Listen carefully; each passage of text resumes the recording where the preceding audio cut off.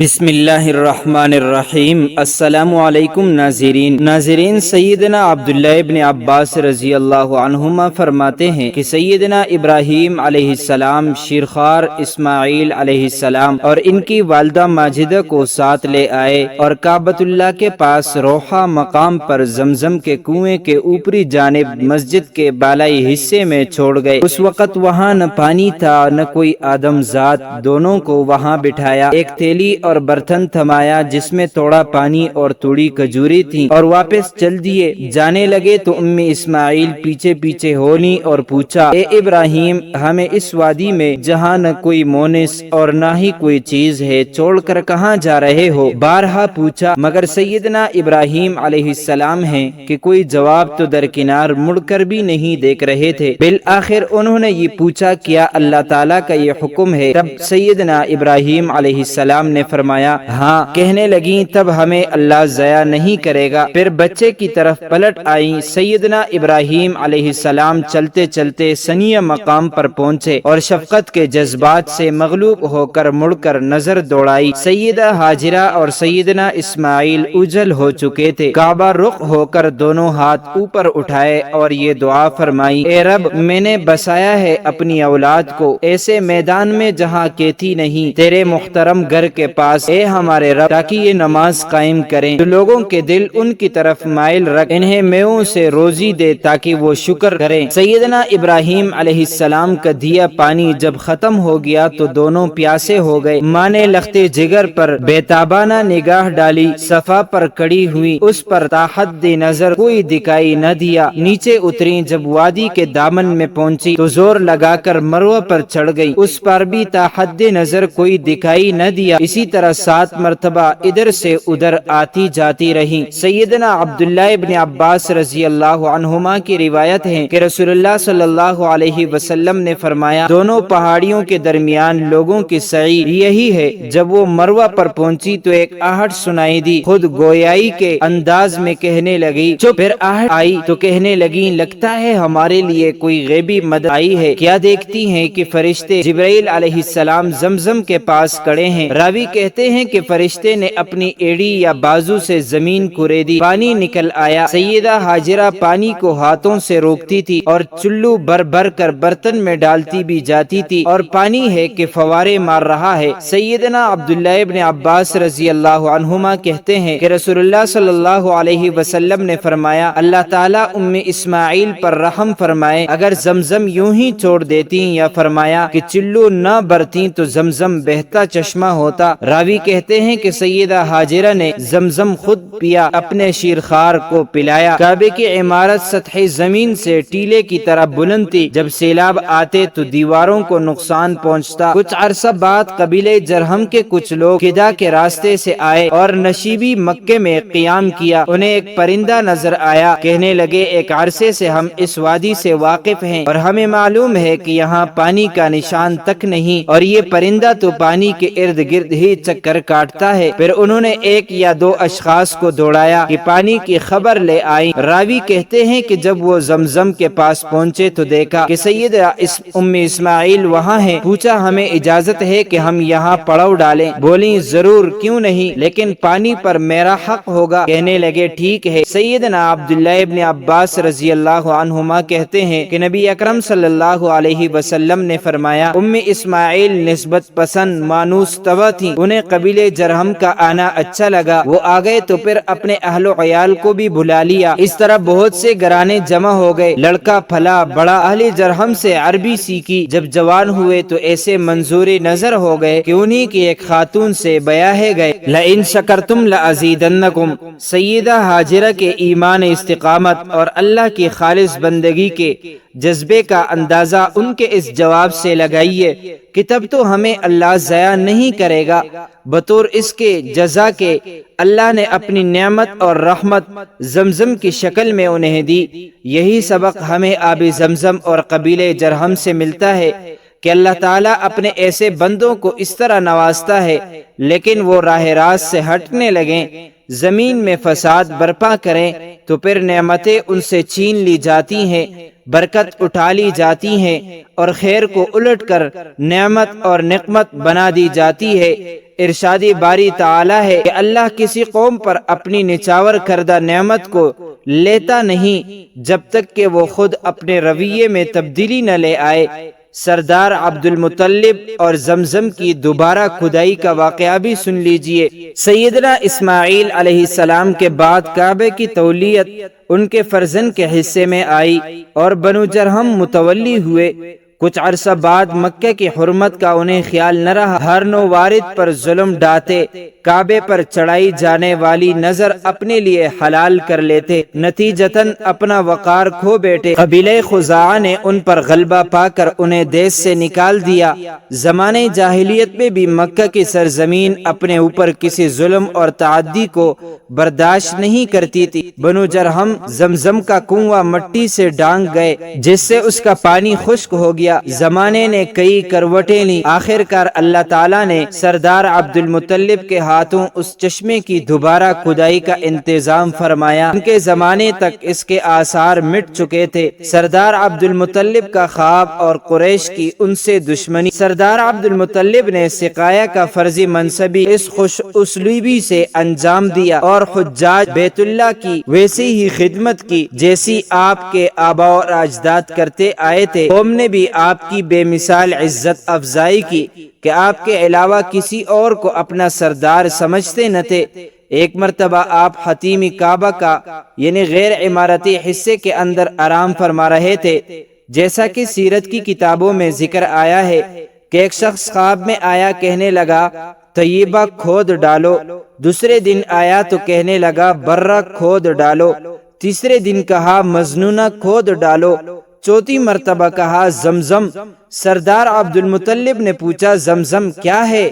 جواباً کہا نہ کبھی خشک ہوتا ہے نہ کم، حجاج کا جم غفیر اس سے سیراب ہوتا ہے، وہ فضلہ اور خون کے بیچوں بیچ ہے اور وہ سفیدی مائل کوے کی ڈھونگ کی جگہ چیونٹیوں کے بھٹ کے پاس ہے۔ نووارد نے جب اتنا کچھ بتا دیا، جگہ کی نشاندہی بھی کر دی، تو سردار عبد المطلب کدال اٹھائے، اپنے بیٹے حارث کو ساتھ لے چلے۔ وہاں پہنچ کر کدال ماری تو قریش جگڑنے لگے کہ یہ تو ان کے باپ سیدنا اسماعیل کا کنواں ہے، اس میں انہیں بھی حصہ ملے۔ سردار عبد المطلب کے انکار پر فریقین نے ملک شام کے قبیلہ سعد بن حزیم کی ایک خاتون جو کہ کاہنہ تھی اپنا فیصل بنایا۔ دوران سفر وہ سب کے سب ایک جگہ خیمہ زن تھے کہ زاد راہ ختم ہو گیا، پریشانی بڑھ گئی۔ سردار عبد المطلب کہنے لگے چلو آگے چلتے ہیں، شاید کوئی پانی مل جائے۔ یہ کہہ کر اپنی اونٹنی پر سوار ہوئے۔ وہ جو ہی اٹھے اس کے نیچے سے میٹھے پانی کا چشمہ ابل پڑا۔ سردار عبد المطلب خوشی سے جھوم اٹھے، سارے لوگوں میں جان آ گئی، سب نے وہیں پڑاؤ کیا، پیاس بجھائی، مشکیں بنی، قریش کے اور قبائل کو وہیں بلا لیا۔ وہ آئے سیراب ہوئے اور کہنے لگے عبد المطلب خدا کی قسم تم نے بازی جیت لی، آئندہ زمزم کے مسئلے پر ہم آپ سے کبھی نہیں جھگڑیں گے۔ قسم اس خدا کی جس نے اس چٹیل میدان میں آپ کو سیراب کیا، اسی نے آپ کو زمزم سے بھی نوازا ہے، یہ سکون خاطر اپنی امانت سنبھال لو۔ اس طرح فریقین ہنسی خوشی بغیر کاہنہ کی ثالثی کے یہیں سے مکہ لوٹ چلے اور سردار عبد المطلب نے نادم زیست حجاج بیت اللہ کی سقایت کے لیے خود کو وقف کر دیا۔ زمزم سے سینے اطہر کی صفائی بھی ہوئی۔ ایک عرصے بعد جب خاتم الانبیاء والمرسلین صلی اللہ علیہ وسلم توحید کا پرچم لہراتے دنیا میں نمودار ہوئے اور اللہ صاحب عرش عظیم نے بطور معجزہ آپ کو اسراء اور معراج سے نوازا، اس وقت بطور مقدمہ آپ کے سینے اطہر کو زمزم سے دھویا گیا۔ راوی کہتے ہیں کہ رسول اللہ صلی اللہ علیہ وسلم نے فرمایا میرے گھر کی چھت کھلی، سیدنا جبرائیل علیہ السلام اس وقت اترے کہ میں مکے میں تھا، میرا سینہ چاک کیا، اسے زمزم سے دھویا، پھر ایک سونے کا تشت ایمان اور حکمت سے بھرا میرے سینے میں انڈھیل کر سل دیا۔ بعد ازاں میرا ہاتھ تام کر آسمانی دنیا کی طرف چل پڑے، وہاں پہنچ کر داروغہ آسمان سے گویا ہوئے، سیدنا جبرائیل علیہ السلام دروازہ کھولیے۔ آواز آئی یہ کون ہے؟ جواب دیا یہ جبرائیل ہے، کیا کوئی آپ کے ساتھ ہیں؟ کہا ہاں میرے ساتھ محمد صلی اللہ علیہ وسلم ہیں۔ آواز آئی کیا آپ مدعو کیے گئے ہیں؟ کہا جی ہاں، بعثت کے وقت حجاج بیت اللہ زمزم سے سیراب کون کرتے تھے؟ آپ کے چچا سیدنا عباس رضی اللہ عنہما اس پر مامور تھے۔ نبی اکرم صلی اللہ علیہ وسلم نے اس سقایت کو عمل صالح قرار دیا اور انہیں اس پر ابھارا بھی۔ سیدنا عبداللہ ابن عباس رضی اللہ عنہما راوی ہیں کہ رسول اللہ صلی اللہ علیہ وسلم اس مقام پر تشریف لائے جہاں سیدنا عباس رضی اللہ عنہ لوگوں کو زمزم پلا رہے تھے۔ سیدنا عبداللہ ابن عباس رضی اللہ عنہ نے اپنے صاحبزادے سے فرمایا فضل اپنی والدہ کے ہاں جانا اور ان سے زمزم لے آ جانا۔ رسول اللہ صلی اللہ علیہ وسلم نے فرمایا مجھے یہیں سے دیں۔ سیدنا عباس نے کہا اے اللہ کے رسول، لوگ اس میں ہاتھ ڈبو دیتے ہیں۔ فرمایا یہیں سے پلائیے۔ جب پی چکے تو زمزم کے کنویں کے پاس تشریف لے گئے جہاں بنو عبد المطلب پانی سینچنے اور پلانے میں منہمک تھے۔ انہوں نے دیکھ کر فرمایا کیے جاؤ، بڑا ہی بہترین کام ہے، اگر لوگ تم پر غلبہ نہ کر لیتے تو میں بھی اتر پڑتا۔ اور اس اپنے کندھے مبارک کی طرف اشارہ فرمایا۔ بررک آپ کے اس جملے اگر لوگ تم پر غلبہ نہ کر لیتے کا مطلب یہ ہے کہ لوگ میری اقتداء میں تم پر اس قدر ٹوٹ پڑتے کہ تمہیں مشکل میں ڈال دیتے۔ اس حدیث کی تائید امام مسلم کی ذکر کردہ حدیث سے بھی ہوتی ہے جس میں آیا ہے کہ نبی اکرم صلی اللہ علیہ وسلم بنو عبد المطلب کے پاس آئے، وہ لوگوں کو زمزم پلا رہے تھے۔ آپ نے انہیں فرمایا اے بنو عبد المطلب سینچو، اگر لوگوں کے ٹوٹ پڑنے کا ڈر نہ ہوتا تو میں بھی سینچتا۔ رسول اللہ صلی اللہ علیہ وسلم نے زمزم پیا اور یہ حج کی سنتوں میں سے ہیں۔ سیدنا عبداللہ ابن عباس سے روایت ہے، کہتے ہیں کہ میں نے اللہ کے رسول کو زمزم دیا، آپ نے کڑے کڑے ہی نوش فرمایا۔ مصنف میں حضرت طاؤس کہتے ہیں زمزم کے چسکے یعنی اس کی مٹھاس پر حج مکمل ہو جاتا ہے۔ حضرت عطا کہتے ہیں میں نے حضرت طاؤس کو زمزم پی کر ہونٹ چاٹتے دیکھا۔ زمزم پینے کی ترغیب، اس کی فضیلت اور فوائد کے متعلق آن حضرت صلی اللہ علیہ وسلم سے بے شمار احادیث وارد ہوئی ہیں۔ سیدنا عبداللہ ابن عباس سے روایت ہے کہ رسول اللہ صلی اللہ علیہ وسلم نے فرمایا روئے زمین پر بہترین پانی زمزم ہے، وہ بھوک مٹاتا اور بیماری کا علاج بھی ہے۔ حقیقت یہ ہے کہ آدمی زمزم پی کر ایک طرف سیرابی اور توانائی محسوس کرتا ہے تو دوسری طرف اس سے کھانے کی بے جا رغبت اور اشتہا ختم ہو جاتی ہے۔ سیدنا ابو ذر غفاری رضی اللہ عنہ سے مروی ہے کہ رسول اللہ صلی اللہ علیہ وسلم نے فرمایا زمزم کھانے کا کھانا اور بیماری کا علاج ہے۔ سیدنا عبداللہ ابن عباس فرماتے ہیں کہ ہم زمزم کو سیر کنندہ کہتے تھے اس لیے کہ بال بچوں کی اس سے بہترین مدد ہوتی ہے، اور زمزم باذن اللہ جس مقصد اور ارادے سے پیا جائے وہ بھر آتا ہے، چاہے وہ دینی ہو یا دنیاوی۔ حضرت جابر سے مروی ہے کہ رسول اللہ صلی اللہ علیہ وسلم نے فرمایا زمزم مقصد برآروری کے لیے ہیں۔ سیدنا عبداللہ ابن عباس کی روایت ہے کہ رسول اللہ نے فرمایا زمزم مقصد برآری کے لیے ہے، شفا کے لیے پیو تو شفا ملے گی، بھوک مٹانے کے لیے پیو تو سیری ہوگی، پیاس بجھانے کے لیے پیو تو یوں بھی صحیح۔ یہ جبرائیل کی ٹھوکر سے نکلا پانی اور سیدنا اسماعیل کی گھٹی ہے۔ ایک اور روایت میں مزید یہ ہے کہ اگر اللہ کے ساتھ پناہ کے مقصد سے پیا جائے تو پناہ مل جائے گی۔ سیدنا عبداللہ ابن عباس جب زمزم پیتے تو یہ دعا فرماتے اے اللہ مجھے نفع بخش علم، کشادہ رزق اور ہر بیماری سے شفا عطا فرما۔